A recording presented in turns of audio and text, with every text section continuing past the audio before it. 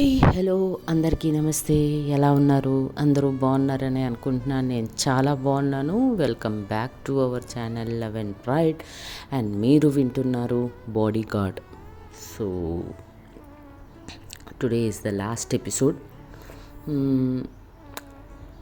ఎంత లెంత్ ఉంటుందనేది కూడా నాకు తెలియదు, ఎందుకంటే చెప్పుకుంటూ వెళ్ళిపోవటమే. మ్యాక్స్ చిన్న ఎపిసోడ్ కూడా ఉండొచ్చు. Okay, so anyways let's get in to the story.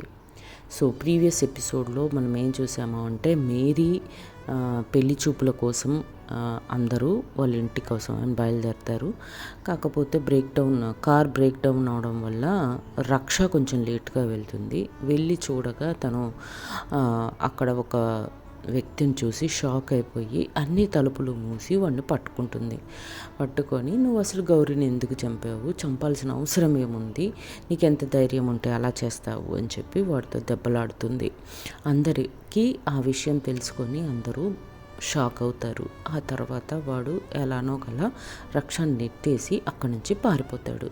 So and తర్వాత రక్ష అండ్ శృతి వల్ల లవ్ స్టోరీ గురించి వాళ్ళ ఇంట్లో అందరికీ తెలిసిపోతుంది. సో వాట్ నెక్స్ట్ అనేది ఇప్పుడు చూద్దాం. సో సరదాగా గడిపేసిన తర్వాత సాయంత్రం ఇంకా వాళ్ళ ఇంటికి వెళ్ళిపోతారు. వెళ్ళిపోయిన తర్వాత కూడా రక్ష అక్కడ సోఫాలో కూర్చొని చాలా కోపంగా బుసలు కొడుతూ ఉంటుందన్నమాట. ఆ కోపం తగ్గలేదు తనకి. కాకపోతే అక్కడ ఆ ఈవెంట్లో ఎవరిని బాధ పెట్టడం ఇష్టం లేక అక్కడ అందరితో సంతోషంగా గడిపేసింది. కానీ తనలో ఉండే ఆ కోపము, ఆ సందేహాలు, ఎందుకు వాడు మన జీవితంలోకి వచ్చాడు అని చెప్పి చాలా రకాలుగా ఆలోచిస్తూ ఉంటుందన్నమాట.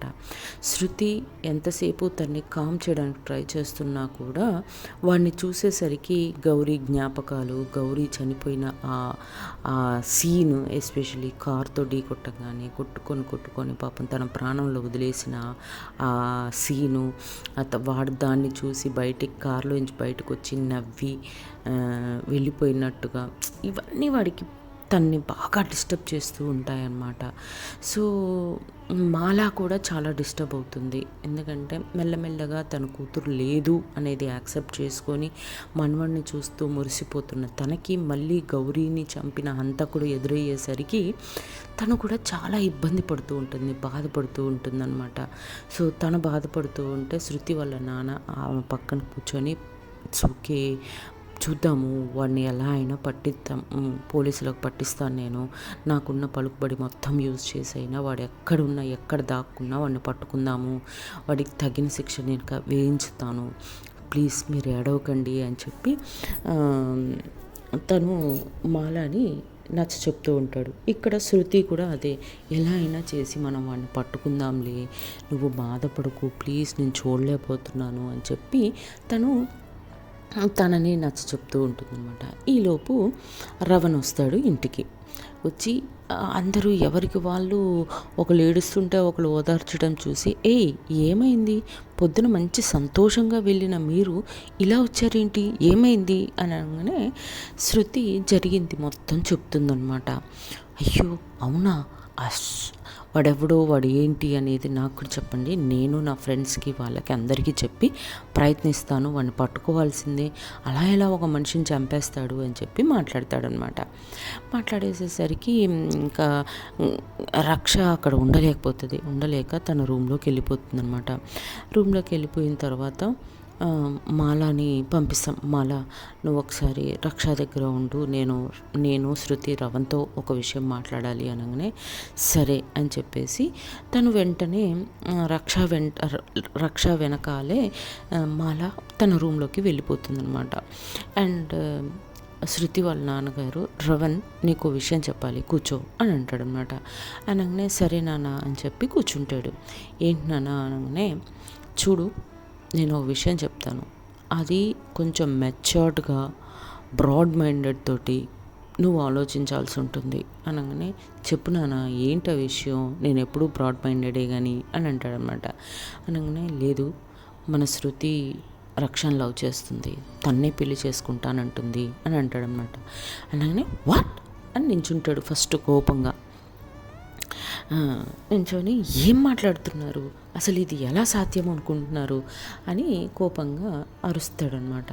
అరిచేసరికి రక్షకి వినపడుతుంది. అప్పటిదాకా తను గౌరీ బాధలో ఉన్నదల్లా తేలుకొని బయటకు వస్తుంది, ఏం జరుగుతుంది ఇక్కడ అని చెప్పి. అయితే ఇది శృతి ఒంటరి పోరాటం కాదు, వాళ్ళిద్దరూ కలిసి చేయాల్సిన పోరాటం. కాబట్టి ఆంటీ మనం కూడా కిందికి వెళ్దాం, అది శృతి ఒక్కతే ఫేస్ చేయాల్సింది కాదు, నేను తన పక్కన ఉండాల్సిన పరిస్థితి టైం ఇది అని చెప్పి కిందికి వస్తుందన్నమాట. కిందికి వచ్చి శృతి చేయి పట్టుకొని, మీరు ఏది అనాలనుకున్నా ఇద్దరిని కలిపనండి, తను ఒక్కతే ప్రేమించలేదు, నేను కూడా తన్ని ప్రేమించాను, కాబట్టి మీకు కోపం వచ్చినా ఏదొచ్చినా దెబ్బలు వేయాలనుకున్నా ఇద్దరికి సమానంగా పంచండి అని చెప్పి రక్ష అంటుందన్నమాట. అనగానే రవణ్కి ఏం చేయాలో అర్థం కాదు.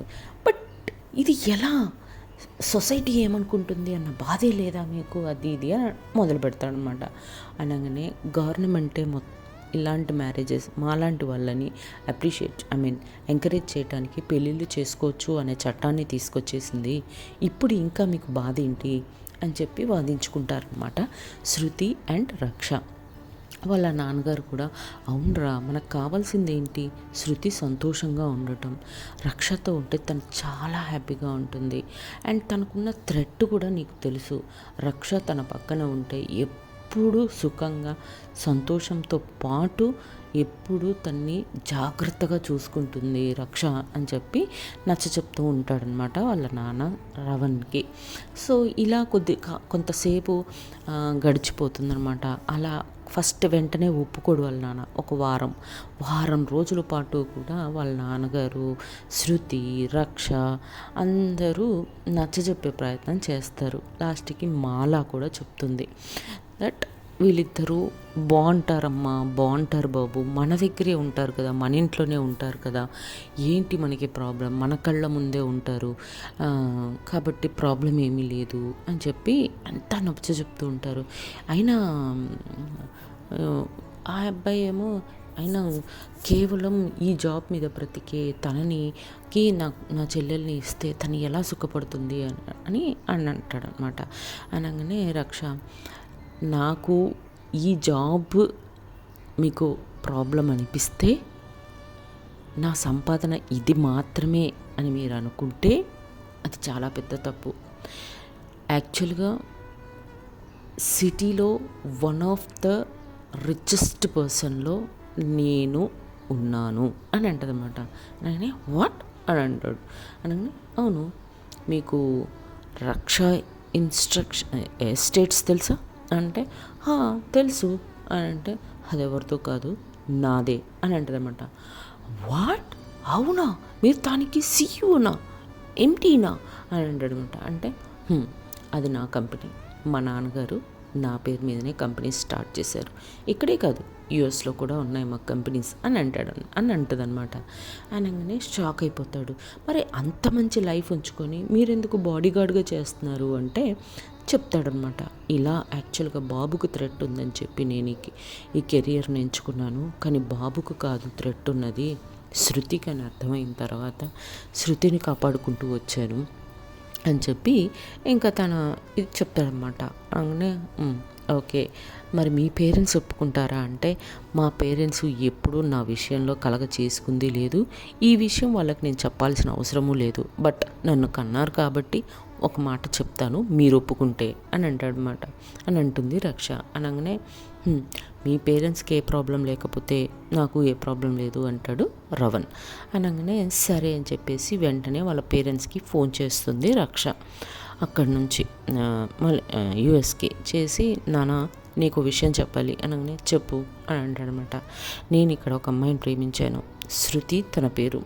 అనగానే వాట్, అమ్మాయా అనగానే అవునానా, I'm into girls and I love her అని చెప్తాడనమాట. అనగానే కాబట్టి మీరు ఇండియా వచ్చి వాళ్ళతో మాట్లాడి మా పెళ్లి చేసేసి మీరు వెళ్ళిపోండి అని అంటాడనమాట. అని అంటుంది రక్ష. అనగానే అవసరం లేదు, మేము పెళ్లి చేయడం కోసం మేమేమీ అక్కడికి రావాల్సిన అవసరం లేదు, నీకు నచ్చిందన్నావుగా చేసేసుకో అని వాళ్ళు వదిలేస్తారనమాట. అనగానే చాలా బాధపడుతుంది రక్ష. శృతి వచ్చి తన్ని గట్టిగా హత్తుకొని, ఇట్స్ ఓకే, మేమందరం ఉన్నాంగా అని అంటదనమాట. అనగానే నాకు పెద్ద బాధగా ఏమీ లేదు. నన్ను చిన్నప్పుడే వదిలేశారు మా అమ్మ వాళ్ళు. ఆ రోజు చూసిందే మళ్ళీ ఈరోజు దాకా నన్ను కనీసం వచ్చి ఎలా ఉన్నావని ఇప్పటిదాకా నేను ఎలా ఉంటానో కూడా వాళ్ళకి తెలియదు. అలాంటి వాళ్ళ కోసం నేను వెయిట్ చేయాల్సిన అవసరమూ లేదు. కాబట్టి పెళ్ళికి ఏర్పాట్లు చేసేసేయండి అని చెప్పుద్దనమాట. అనగానే సరే అని చెప్పేసి హ్యాపీగా అయితే ఫస్ట్ అంకుల్కి ఆంటీకి చేసిన తర్వాత మినిమం ఒక 1 వీక్ 1 మంత్ గ్యాప్ తీసుకున్న తర్వాతే మనం చేసుకుందాము అని అంటదనమాట. అని అంటే సరే అని చెప్పేసి పెద్దవాళ్ళ పెళ్ళికి ముహూర్తం చూస్తారు. ఒక మంచి రోజున వాళ్ళిద్దరికి పెళ్లి చేస్తారనమాట. హ్యాపీగా అంతా అయిపోతుంది. ఇంకా ఇలా టైం గడిచిపోతూ ఉండగా రక్ష ఆ కార్ నెంబర్ చూసింది కదా, ఆర్టీఓ ఆఫీస్కి వెళ్ళి ఆర్టీఓ ఆఫీస్ నుంచి అడ్రస్ తీసుకొని వెతుక్కుంటూ అంతా వెతుకుతూ ఉంటుందన్నమాట ఆయన్ని. ఇంకా ఆ ఇంటి ముందుకు వెళ్తుంది. వెళ్ళి చాలా పెద్ద ఇల్లు, పెద్దదంటే ఇన్ ద సెన్స్ ఒక మంచి విల్లా. సో వెళ్ళి చూసి మొత్తం సరౌండింగ్స్ అన్నీ ఏంటి, ఎక్కడ ఏముంది, ఎవరున్నారు, ఇన్ కేస్ నేను లోపలికి వెళ్ళాలి అనుకుంటే ఎలా వెళ్ళొచ్చు, ఇవన్నీ చూసుకొని వచ్చేస్తుంది అనమాట. వచ్చిన తర్వాత శృతితో కొద్దిగా మాట్లాడుతుంది. మాట్లాడిన తర్వాత శృతి ఏం మాట్లాడుతున్నావో అర్థమవుతుందా నీకు అంటే అవును నేను చూశాను అని అంటదనమాట. అంటే బట్ అలా కాదు కదా అని చాలా నెమ్మదిగా ప్రశాంతంగా మాట్లాడుతూ లేదు నువ్వు ఒక్కసారి ఆలోచించు ఎందుకు ఇలా అనేది అని అంటదనమాట. నాకేం అర్థం కావట్లేదు రక్ష అని అంటదనమాట. అనగానే సరే చూద్దాం మాట్లాడదాం అని అంటదనమాట. అన్న తర్వాత సరే అని చెప్పేసి ఇంకా ఇలానే ఒక వారం రోజుల పాటు ఆ అబ్బాయి ఎవరైతే గౌరీని చంపిన వాడు ఉన్నాడో వాడి కదలికలు ఎప్పుడు ఏ టైంకి ఎక్కడికి వెళ్తాడు, ఎటు వెళ్తాడు, ఏంటో అన్నీ నోట్ చేసుకుంటూ ఉంటుంది రక్ష ఒక 1 వీక్. ఆ తర్వాత రక్ష వాళ్ళ శృతి వాళ్ళ నాన్నగారు వీళ్ళ పెళ్ళికి ఒక మంచి రోజు చూస్తాడు. చూసి ఒక 1 మంత్ టైం ఉంది, మీకు పలానా రోజున మంచి ముహూర్తం ఉంది, సో మనం రిజిస్టర్ మ్యారేజ్ చేసుకుందాము అని చెప్తాడనమాట. చెప్పగానే సరే uncle thank you very much, ఈలోపు నేను చేయాల్సినవి చేసేస్తాను అని అంటదనమాట. అనగానే ఏంటమ్మా అంటే అదే గౌరీని చంపిన వాడిని ఎలా అయినా పట్టుకోవాలి అంకుల్, ఆల్మోస్ట్ నేను వాడికి చాలా దగ్గరగా వెళ్ళిపోయాను, ఇంకా వాడిని పట్టుకోవటమే, వాడు ఎప్పుడు ఎక్కడ ఎలా వెళ్తాడు ఎటు వెళ్తాడు అన్నీ నోట్ చేసి పెట్టుకున్నాను, ఏదో ఒక ప్లేస్లో వాడిని పట్టేసుకుంటాను, పట్టుకున్న వాడికి శిక్ష వేయించిన తరువాత నేను శృతిని పెళ్లి చేసుకుంటాను, అప్పుడు నా మైండ్ చాలా క్లియర్గా ఉంటుంది, కంప్లీట్గా నా ప్రేమని నా కాన్సన్ట్రేషన్ని అంతా శృతి మీదకి పెట్టడానికి నాకు కొంచెం అని అంటే సరే అమ్మా నీ ఇష్టం అని అంటాడు వాళ్ళ నాన్న. అండ్ ఇలా వెళ్తూ ఉండగా ఒకరోజు వాడిని పట్టేసుకుంటుంది అనమాట. పట్టేసుకొని కాళ్ళు చేతులతో తాళ్లతో కట్టేసి తన కారు డిక్కీలో పడేసుకొని ఇంటికి వస్తుంది. ఇంటికి వచ్చిన తర్వాత శృతిని వాళ్ళ నాన్నని వాళ్ళ అమ్మని గట్టిగా కేకేసి పిలుస్తుంది. రవణ్ని కూడా పిలుస్తుంది. పిలిచి సీరియస్గా అందరితో మీ అందరికీ ఒక విషయం చెప్పాలి అని అంటదన్నమాట. అనగానే ఎవరు ఏంటి అని అడుగుతారు. అనగానే శృతి నేను నీకు చెప్పింది correct okay, but still confirmation చేసుకోమన్నావు కాబట్టి మళ్ళీ కన్ఫర్మ్ చేసుకొని వస్తున్నాను. అండ్ అంకుల్ అమ్మ మీ అందరికీ చెప్తున్నాను, నేను చెప్పే ఈ విషయం విని మీరు బాధపడొద్దు, షాక్ అవ్వద్దు ఓకే అని శృతిని చంపాలనుకునేవాడిని కనిపెట్టేశానమ్మా అని చెప్పుద్ది అనమాట. ఎవరు అనగానే ఎవరా ఒక్క నిమిషం అని ఆ కారులో ఉన్నవాడిని తీసుకొని వస్తుంది అనమాట. గట్టిగా తీసుకొని లాక్కొస్తుంది. లాక్కొచ్చి వాళ్ళందరి ముందు పడేస్తుంది. పడేసిన తర్వాత ఏంటి గౌరీని చంపిన వాడే నా కూతుర్ని కూడా చంపాలనుకున్నాడా?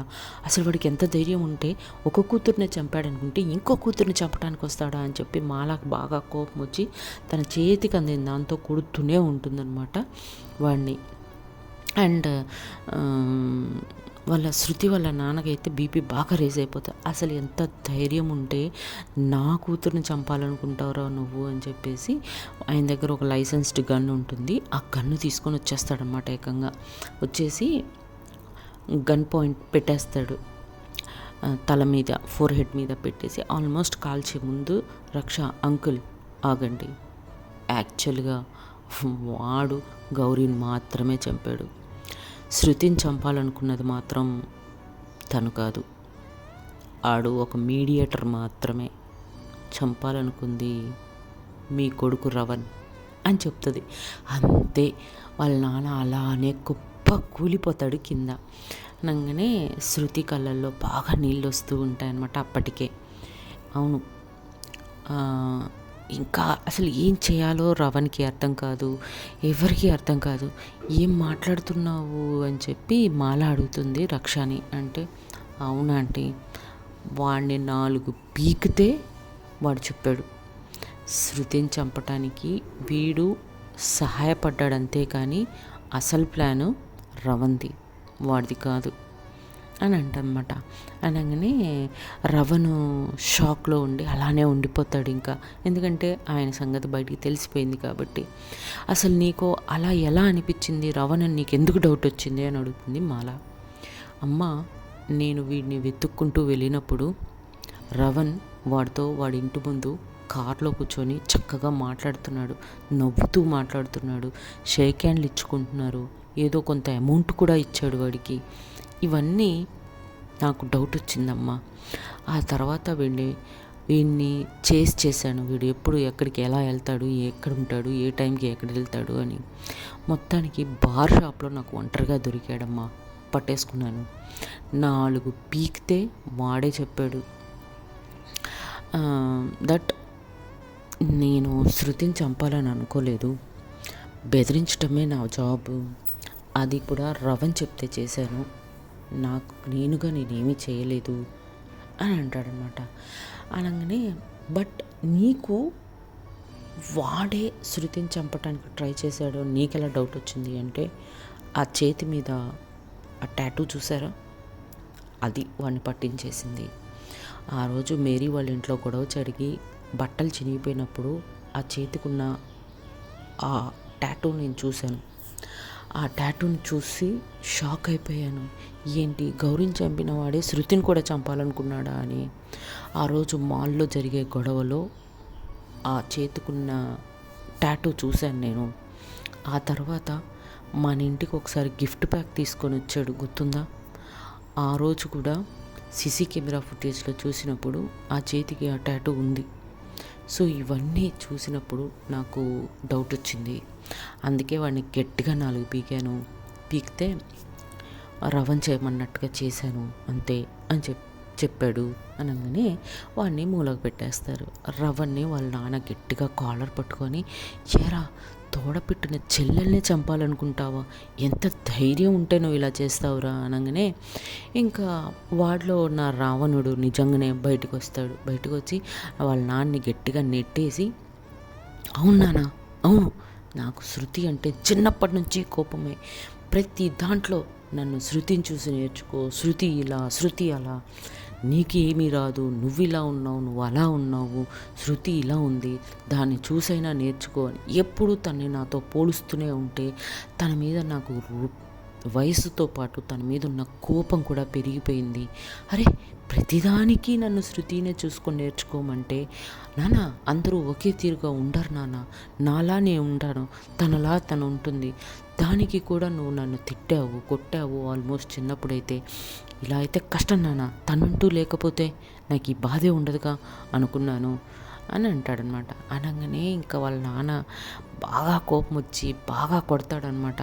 శృతి, సారీ అన్నయ్య, నా వల్ల నీకు ఇంత బాధ అనిపిస్తుందని, ఇంత కష్టపడతావని నాకు తెలీదు. సరే, ఇక నుంచి నేను ఈ ఇంట్లో ఉండను, ఈ ఇంట్లో ఉంటేనే కదా నిన్ను నాతో పోలుస్తారు, నేను రక్షాని పెళ్లి చేసుకొని వేరే ఇంట్లో ఉంటాను, అంతేకాని ఒక మనిషిని చంపాలనుకున్న కోరికను మాత్రం ప్లీజ్ వద్దు అని అంటాడనమాట. అనగానే ఇంకా రవణ్కి ఏం చేయాలో అర్థం కాక తన గురించి బయటపడిపోయిన తర్వాత సిగ్గుతో చచ్చిపోతాడనమాట. చచ్చిపోయి యాక్చువల్గా నువ్వంటే నాకు చాలా ఇష్టమే శృతి, కానీ నాన్న పోలుస్తూ ఉన్నప్పుడు నీ మీద నాకు కోపం వచ్చేది. ఆ తర్వాత మళ్ళీ ఆలోచించుకునేవాడిని, అరే నా చెల్లెలు తప్పే ఉంది దీంట్లో, నాన్న కదా కంపేర్ చేస్తున్నాడు అని చెప్పి మళ్ళీ నీ దగ్గరికి వచ్చి నిన్ను మనస్ఫూర్తిగానే నేను నా చెల్లెలుగా ప్రేమించానే. బట్ అప్పుడప్పుడు నాకు ఆ కోపం ఆగేది కాదు. కోపం ఆగనప్పుడు నాన్న నన్ను కంపేర్ చేసినప్పుడు తప్ప నీ మీద ఎప్పుడూ అటాక్ చేయలేదు నేను అని చెప్తాడనమాట. చెప్పగానే ఇంకా సరే అన్నయ్య, ఏదైతే అదేంది, నేను ఉంటే నాన్న నిన్ను ఇలానే కంపేర్ చేస్తాడు, అందుకని చెప్తున్నాను, నేను వెళ్ళిపోతాను రక్షాని పెళ్లి చేసుకొని వాళ్ళ ఇంటికే వెళ్తాము, నువ్వు హ్యాపీగా ఉండు, నీ హ్యాపీనెస్సే నాకు కావాల్సింది అని చెప్తాదన్నమాట. అప్పుడు రక్ష కాళ్ళ మీద పడతాడు, శృతి కాళ్ళ మీద పడతాడు. లేదు నేను చేసింది తప్పే కాదనను, ఇక నుంచి నేను అలా చెయ్యను, బట్ నువ్వు నా కళ్ళ ముందే ఉండాలి, నువ్వు లేకపోతే నాకు పిచ్చెక్కిపోతుందే ప్లీజ్ అని చెప్పి వాళ్ళ చెల్లెల్ని చాలా బతిలాడతాడనమాట. వాళ్ళ నాన్నని కాళ్ళు పట్టుకొని, నాన్న నేను చేసింది తప్పే కాదనట్లేదు, ఇక నుంచి నేను అలా చెయ్యను, నేనేంటో నిరూపించుకోవడానికి నాకు ఒక్క ఛాన్స్ ఇవ్వండి నాన్న ప్లీజ్ అని చెప్పి అందరి కాళ్ళ మీద పడి క్షమాపణ కోరుకుంటాడనమాట. అలాగనే ఇంకా వాళ్ళ చెల్లెలు సరే అన్నయ్య ఓకే ఏడవకు, బట్ చాలా కష్టంగా ఉందిరా అని అంటదనమాట. అనగానే వాడు మళ్ళీ సారీనే ప్లీజ్ సారీ, నన్ను ఒక్కసారి క్షమించు, ఇక నుంచి చూడు నీ అన్నయ్య ఎలా ఉంటాడో, ఎలా చేస్తాడో, ఏం చేస్తాడో నువ్వే చూద్దువు కానీ అని అంటాడు. అనగానే సరే నాన్న ఈ ఒక్కసారికి క్షమించేసేయి అని అంటది. అనగానే ఇంకా అందరూ రవణ్ని ఓకే అని యాక్సెప్ట్ చేస్తారు. అండ్ మరి వీడు ఏకంగా మనిషిని చంపేశాడు, దాన్ని ఆనందించాడు కూడా, వీడు ఖచ్చితంగా పోలీస్ స్టేషన్కి వెళ్తాడు అని చెప్పేసి పోలీసు వాళ్ళని పిలుస్తాడనమాట. పిలిచి రవణ్ని కూడా లేదు నువ్వు చేసింది తప్పు కాబట్టి కొన్ని రోజులైనా నీకు శిక్ష పడాలి కాబట్టి నిన్ను కూడా లోపలికి పంపిస్తాము అని చెప్పేసి ఇద్దరిని అరెస్ట్ చేపిస్తారు. సో వీడికేమో గౌరీని చంపిన వాడికేమో యావజ్జీవ కారాగార శిక్ష పడుతుంది. అండ్ రవణ్కేమో ఒక 5 years సాధారణ జైలు శిక్ష పడుతుంది. 5 years తర్వాత ఆయన రిలీజ్ అయ్యి వచ్చిన తర్వాత వీళ్ళిద్దరూ వీళ్ళిద్దరూ పెళ్ళికి సిద్ధంగా ఉంటారనమాట. ఏమైంది మీ ఇద్దరు ఇంకా పెళ్లి చేసుకోలేదా అని అడుగుతాడు రవణ్. మా ఆనందము ఫ్యామిలీలో ఒకడివి నువ్వు లేవు, ఎలా చేసుకుంటామనుకున్నావు, అంత లేదు, నీకోసం వెయిట్ చేస్తున్నాము అని చెప్పి ఇంకా ఆయన వచ్చిన తర్వాత పెళ్లి చేసుకొని చాలా హ్యాపీగా వాళ్ళ లైఫ్ని బాబుతో పేరెంట్స్తో చక్కగా ఫౌండేషను అన్ని బిజినెస్లు అన్నీ చూసుకుంటూ ఇక బాడీ గార్డ్ ఉద్యోగం రిజైన్ చేసేసి హ్యాపీగా 2 బిజినెస్లు చూసుకుంటూ, 2 బిజినెస్లు అంటే foundation and Rakshas estates. At the same time Shruti తన మ్యూజిక్ ఈవెంట్స్ని చేసుకుంటూ అండ్ రవణ్ వాళ్ళ బిజినెస్ చక్కగా డెవలప్ చేస్తూ హ్యాపీగా వాళ్ళ లైఫ్ని గడిపేస్తారు. సో ఇంతటితో ఈ కథ ఫినిష్డ్, ది ఎండ్, శుభం. సో నెక్స్ట్ స్టోరీతో మళ్ళీ కలుస్తాం. అప్పటి వరకు tata bye bye, see you, జై హింద్, జై శ్రీరామ్.